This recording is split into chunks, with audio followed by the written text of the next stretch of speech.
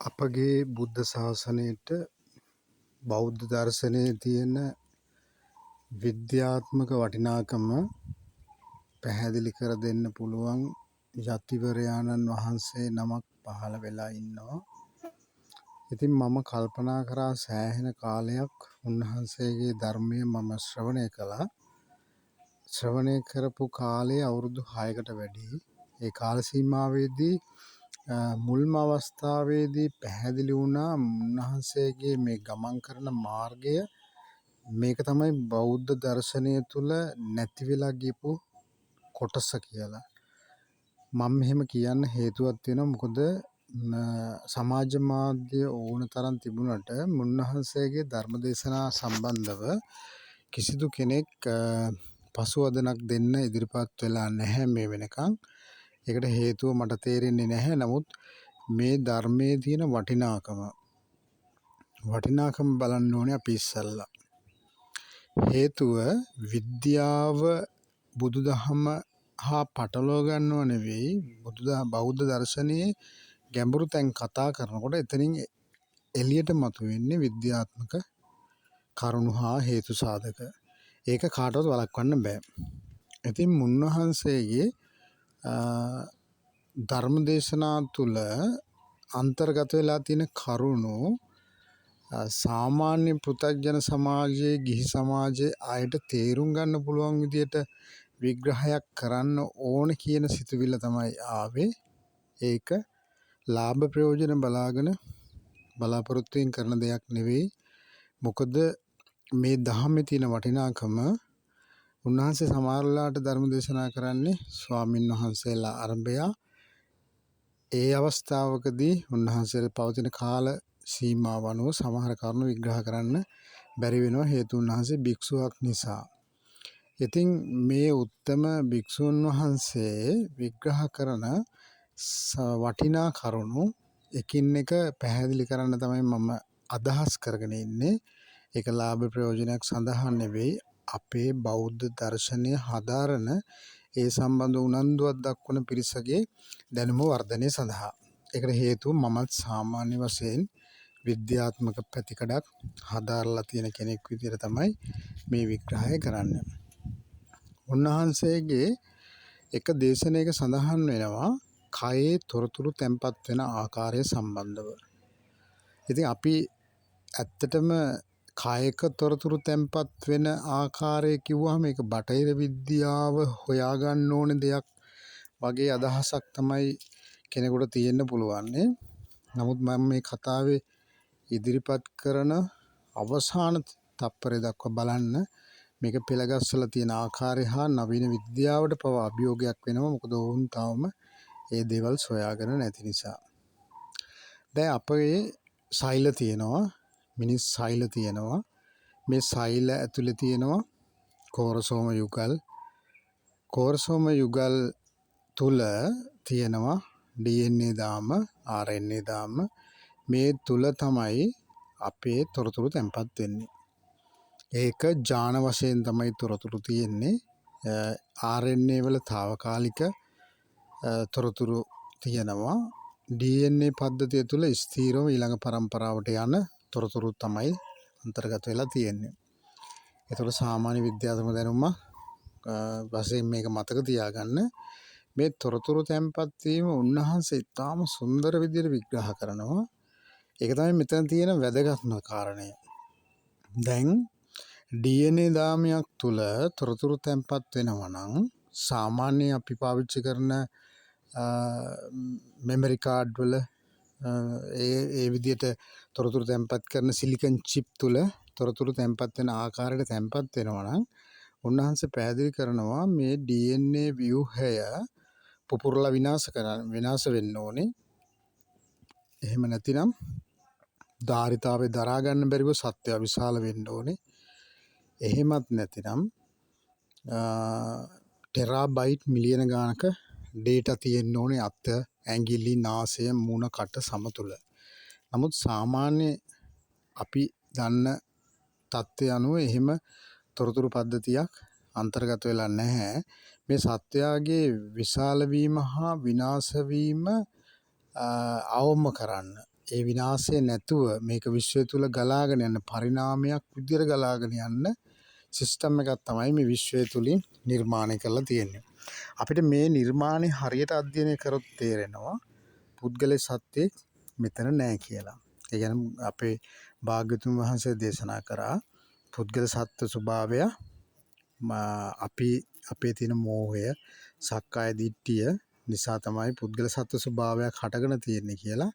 එහෙමනම් පුද්ගල සත්ත්ව ස්වභාවය කියන එක නැහැ කියලා ඔප්පු කරන්න පුළුවන් සාධකයක් තමයි දැන් අපි කතා කරන්න මේ සාකච්ඡා කරමින් පවතින්නේ.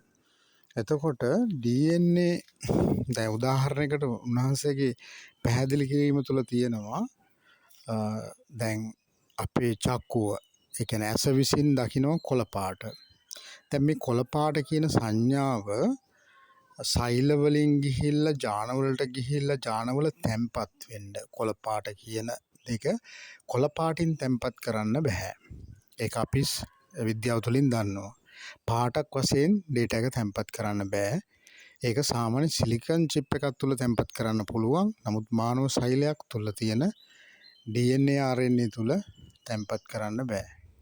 එතකොට මෙන්න මේ කොළ පාට කියලා චක්කුව විසින් ගත්ත සංඥාව මොළයට ගිහිල්ලා හඳුන ගන්න තත්ත්වයට එනකන් මේක සර්කල් එකක් වගේ තියෙන්නේ. ඒතර මුලින්ම මේ සංඥාව අපි බලමු මේ තොරතුරු තැම්පත් වෙන විදිය. දැන් මේ කොළ පාට කියන එක ගත්තාම කොළ පාටින් යන්න බැරි නිසා මේක සිග්නල් එකක් බවට පත් වෙන්න ඕනේ. ඒ කියන්නේ සංඥාවක් බවට. මේ සංඥාව ගියාම මේ සංඥාවක් විදියට මේක තැම්පත් කරලා තියන්න බෑ සෛල තුල. සංඥාවක් විදියට තැම්පත් කරන්න බෑ. එහෙම සිස්ටම් එකක් සෛල තුල නෑ, සිලිකන් චිප් තුල තියෙනවා. ඉතින් මේ යන සංඥාව ගිහිල්ලා මේක නැවත අර DNA පද්ධතියේ තියෙන සෛල තුල කෝරසෝම වල පරිමාව වෙනස් නොවි ඊළඟ પરම්පරාව හැදෙන්න ඕනේ, ජාන හැදෙන්න ඕනේ, මේක පරිණාමයක් වෙන්න ඕනේ. ඒ සීමාවල් ඔක්කොම ආරක්ෂා වෙන විදිහට විශ්වය විසින් නිර්මාණය කරලා තිනවා මේ යන තොර සංඥාව කොහොමද ඩේටා එකක් වෙලා තැම්පත් වෙන්නේ කියලා. ඒකට අපි දන්නවා ATGC කියලා භාෂ්මික දියර හතරක් තියෙනවා DNA තුල. මේවා තුල තමයි ජාන තොරතුරු තැම්පත් වෙලා තියෙන්නේ. එතකොට මේ යන සිග්නල් එක කෙමිකල් එකක් බවට පරිවර්තනය වෙනවා. එහෙමනම් මේ යන තොරතුර කෙමිකල් එකක් විදිහට තමයි අපේ සෛල තුල තැම්පත් වෙන්නේ. එතනදිත් හරි අරුම පුදුම දෙයක් සිද්ධ වෙනවා. කෙමිකල් උනත් දිගින් දිගටම තැම්පත් වෙන්න ගියා නම් ඒකේ ධාරිතාවය වැඩි වෙන්න ඕනේ. එහෙනම් DNA ව්‍යුහය විනාශ වෙන්න ඕනේ. එහෙම විනාශ නොවෙන්න විශ්වය විසින් දීලා තියෙන අවස්ථාව තමයි මේ යන පණිවිඩය. මේ සංඥාව කෙමිකල් හතර අතරට ভাইබ්‍රේෂන් එකක් කරා මාරු වෙනවා. ඒ කියන්නේ තොරතුරක් එනකොට මේක මීට අදාළ තොරතුරක්. ඒ කියන්නේ බෞද්ධ දර්ශනය අනුව කතා කරොත් ආපෝ තේජෝ වායෝ පඨවි කියන සතර මහා භූතයාගේ තොරතුරු විදිහට තමයි තෙන්ද යන්නේ. නමුත් අපි දන්නවා ආපෝ ධාතුව කියන රසායනික භස්ම දියරේ තමයි මේ තොරතුරු තැම්පත් වෙන්නේ. මේ තොරතුරු තැම්පත් වෙනකොට ඒ තොරතුරක් විදිහට තැම්පත් කරන්න බැරි නිසා මේ රසායනික ජාන උද්දීපනයක් වෙනවා. කෙමිකල් හතර උද්දීපනයක් වෙනවා. මීට අදාළ තොරතුරක් කියලා. A එකටද T එකටද G එකටද C එකටද අදාළ තොරතුරක් විදිහට මෙතන සිදුවෙන කම්පණය නැත්නම් ভাইබ්‍රේෂන් එක හරහා ඒ අපි හඳුනගත්ත කොළ පාට තැම්පත් වෙනවා ජාන තුල. හැබැයි තැම්පත් වුණාට ඇත්තටම බැලුවොත් එහෙම තොරතුරක් හිතෙන්න ඇවිල්ලා නැහැ. අවකාශ ධාතු බවට කන්වර්ට් වෙලා තියෙනවා. ඒ කියන්නේ අවකාශ ධාතුව බවට පරිවර්තනය වෙලා තමයි තොරතුරු තැම්පත් වෙන්නේ. මෙන්න මේ තැම්පත් වෙලා තියෙන තොරතුරේ මේ ඩේටා එකේ සැබෑ පිටපතක් අවකාශ ධාතුව නිසා මේ විශ්වය පුරා වැඩිපුරම විසිරලා පවතින ධාතුව අවකාශ ධාතුව නිසා මෙන්න මේ අවකාශයේ ලේයර් එකත් මේ තොරතුර මේ විදිහටම තැම්පත් වෙනවා අවකාශ ධාතුවේ. අවකාශ ධාතුව කියන්නේ ක්වොන්ටම් ජාලයක් වගේ ජාලයක් තියෙන විශ්වීය ජාලයක්. මේක කවුරුත් හදපු දෙයක් නෙවෙයි. මේක දෙවියෙක් මවපු දෙයක් නෙවෙයි. ස්ථිරම කියන්න ඕනේ. මෙතනින් තමයි බෞද්ධ දර්ශනය ලෝකේ අනාගතයේ මේ වසරින් පස්සේ මේ 2026 අවුරුද්දෙන් පස්සේ බෞද්ධ දර්ශන ලෝකේ පුරාම බැබලෙන්න පටන් ගන්න හේතුව මේ වගේ විද්‍යාත්මක වටපිටාවක් බුදුදහම තුල තියෙනවා කියලා මිනිසුන්ට තේරුම් යනවා. එතකොට දෙවියෙක් හෝ කිසිම කෙනෙක් මවපු දෙයක් නෙවෙයි. මේකේ තියෙන්නේ සිස්ටම් එකක්. මේ තියෙන්නේ ක්‍රියාත්මක වෙන ක්‍රමයක්. ඉතින් මේ විදියට අවකාශ ධාතුවේ ලේයර් 7ක තොරතුරු තැන්පත් වෙනවා. මේවා තමයි නවීන විද්‍යාවෙන් හොයාගෙන යන්නේ ඒ ක්වොන්ටම් මට්ටම් වල තියෙන, ඒ කියන්නේ පරමාණු මට්ටමේ එහා ගිය ලේයර්ස් මොනවද කියලා මේක පැහැදිලි කරන්න තමයි ඒ කාලේ විද්‍යාත්මක දැනුම සාමාන්‍ය සමාජයට නැති නිසා බුදුරජාණන් වහන්සේ මේක විග්‍රහ කරා අවකාශ ධාතුව කියලා. දැන් අවකාශ ධාතුවට අපි දන්නවා අපේ සිත කියන එකත් අවකාශ ධාතුවට තමයි දාලා කතා කරන්නේ. ඒකේ අල්ලන්න පේන්නේ බැරි නිසා, නැති නිසා. ඒ නිසා දැන් මේ DNA තොරතුරු තැන්පත් වෙලා නැවත අවස්ථාවක මේ කොළපාට කියන දත්තය ගන්න විදිය බලන්න. මෙතෙන්දි වෙන්නේ අවකාශ ධාතුවේ තියෙන කර්ම තරංග වශයෙන් තැන්පත් වෙලා තියෙන මේ තරංග තැන්පත් වෙලා තියෙන ලේයර් 4 සත්වයාගේ සෛල තුල පවතින ෆ්‍රීකවෙන්සි මට්ටම අනුව උද්දීපනයක් වෙනවා. ඒ උද්දීපනය වෙනකොට මෙන්න මේ කියන අවකාශ ධාතුවේ පවතින ලේයර් එකේ පවතින මේ කොළ පාට කියන සංඥාව කෙලින්ම සෛල තුල තියෙන භස්ම හතර මත මුල් අවස්ථාවේ ඇති කළා වගේම ভাইබ්‍රේෂන් එකක් ඇති කරන තොරතුරක් වශයෙන් එන්නේ නැතුව. ඒ තොරතුරක් වශයෙන් එන්නේ නැතුව ඇති වෙන ভাইබ්‍රේෂන් එක කෙමිකල් රියැක්ෂන් එකක් බවට පත් වෙලා ඒක ස්නායු පද්ධතිය හරහා මොළයට ගිහිල්ලා මොළය හරහා චක්කු විඥානය through හඳුනා ගන්නවා. එතකොට මේක තමයි සත්වයා තුළ දත්ත තැන්පත් වෙන විදිහ හා දත්ත ආපහු ගලාගෙන එන විදිය. එහෙමනම් මේ තැන්පත් වුණ දත්ත තමයි බොහෝ වෙලාවට කර්ම ශක්තිය වශයෙන් විශ්වය පුරා තියෙන හේතු මුළු විශ්වය පුරාම තියෙන ජාලගත සිස්ටම් එකක් තමයි අවකාශ ධාතුව කියලා කියන්නේ. එතකොට අපිට තේරෙනවා මානව පරිණාමය උනාසේම සත්වයාගේ පරිණාමය සාකවල පරිණාමය සිද්ධ වුණාසේම පරිණාමයක් මෙන්න මේ අවකාශ ධාතුවේ තැන්පත් වෙලා තියෙන දත්ත හරහා විඥානයේ පරිණාමයක් සිද්ධ වෙනවා. මෙන්න මේ විඥානයේ පරිණාමය සිද්ධ වෙන නිසා තමයි මේ තියෙන ඩේටා අවකාශ ධාතුවේ තියෙන නිසා තමයි ආර්ය අෂ්ටාංග මාර්ගය බුදුරජාණන් වහන්සේ දේශනා කරලා තියෙන්නේ. මොකද ආර්ය අෂ්ටාංග මාර්ගයට යන පුද්ගලයාට ඒ විඥාණයට ඒ සිතට පුළුවන් වෙනවා වර්තමානයේ තුලින් අතීතයේ තියෙන වැරදි දත්ත මකන්න ඉවත් කරන්න පුළුවන්. එතකොට මේක තමයි ඊළඟට තියෙන සුන්දරම කාරණය. එතකොට මෙන්න මේ මානව විඥානයේ පරිණාමය නවීන විද්‍යාව මේක පිළිගන්නේ නැහැ තාම. නමුත් එයාලට පිළිගන්න සිද්ධ වෙනවා. මේ පරිණාමය තමයි ඊළඟ සත්‍යයේ උප්පත්තිය සිද්ධ වෙනකොට ඊට අදාළ තොරතුරු අවකාශ ධාතුවේ තියෙන ලේයර් එකේ තියෙන තොරතුරු මෙන්න මේ ভাইබ්‍රේෂන් එකේ කරහා අවස්ථාව සලසලා තියෙන්නේ සෛල වලට ජාන වලට ජනගත වෙන්න. එතකොට දැන් අපිට තේරෙනවා මේ අවකාශ ධාතුව කියන එක තමයි ඉස්සරහා සියවස තුල නවීන විද්‍යාව හොයාගන්නේ. මොකද අවකාශ ධාතුව කියලා කිව්වොත් මේක එකක් නෙවෙයි. මේ කීපයක එකතුවක්. අපි ක්වොන්ටම් මට්ටමින් කතා කරන්නේ මෙන්න මේ අවකාශ ධාතුව. මේකේ ලේයර්ස් තියෙනවා. මේකේ ලේයර් වල දත්ත තැන්පත් වෙලා තියෙන ආකාරය, මේ දත්ත වලට එක එක ලේයර්ස් වලට යන ආකාරය ඒ ධාන වඩපු අයට කරන්න පුළුවන් දෙයක්. සම්පූර්ණ ඩේටා තියෙනවා. ඒ ඩේටා තමයි ඔය ඇට්ලාන්ටිස් වගේ ශිෂ්ටාචාරවල රාවණා වගේ යුගයවල වල ඒ දත්ත තියෙනවා. ඒ ලේයර්ස් වල බලා ගන්න පුළුවන්. ඒක ඕපන් ඩේටා විදිහට තියෙන්නේ ඕන කෙනෙකුට විවෘතයි වහන්න බෑ. ඒ නිසා තමයි අපි යම්කිසි ක්‍රියාවක් කරාගෙන පසුව මෙන්න මේ ලේයර් එකේ තියෙන ඩේටා මකන්න බැරි නිසා තමයි කර්ම ශක්තියක් විදියට ක්‍රියාත්මක වෙන්නේ. කිසිම කෙනෙකුට කර්මයෙන් බේරෙන්න බැරි වෙන්නේ. හේතුඵල ධර්ම කියලා ක්‍රියාත්මක වෙන්නේ කර්මය ක්‍රියාවලියක්. එහෙනම් හැම ගෙවන තප්පරයක් තුළදීම මේ අවකාශ ධාතුවේ තැන්පත් වෙලා තියෙන දත්ත අලුත් කරන්න පුළුවන්. ඒව නැවත රීප්ලේස් කරන්න පුළුවන්. ඒතර උදේ ඉඳන් රැය වෙනකම් මිනිස්සයා කරන්නේ මොකද්ද? මේ තියෙන තොරතුරු නැවත මතක් කරනවා, අලුත් කරනවා. ඒවා කුසල අකුසල් වෙන්න පුළුවන්, දෙකට කැඩෙන්න පුළුවන්. මෙන්න මේ තොරතුරු අලුත් කරනවා. මොකද ක්වොන්ටම් භෞතික විද්‍යාවේ දැන් හොයාගෙන තියෙනවා ක්වොන්ටම් අංශුවක්. අතීතය අනාගතය අතර විශාල වේගෙන් චලනය වෙමින් තියෙන්නේ කියලා. ඒකේ සත්‍ය දේ තමයි අනාගතයත් වෙනස් වෙනවා, අතීතයත් වෙනවා, වර්තමානය කියන සාධකය බලපානවා මේ අතීතය හා අනාගතය කියන කොටස් දෙකට. ඒ නිසා තමයි දැන් අපිට පැහැදිලිව මේ ආර්ය අෂ්ටාංග මාර්ගයේදී බුදුරජාණන් වහන්සේ දේශනා කළා තියෙන මේ ක්වොන්ටම් සයන්ස් එක. මේ සයන්ස් එක ඒ විදිහටම කියන්න බැරි වෙන්නේ නැති සමාජයේ තියෙන දැනුම මට්ටම් අනුව.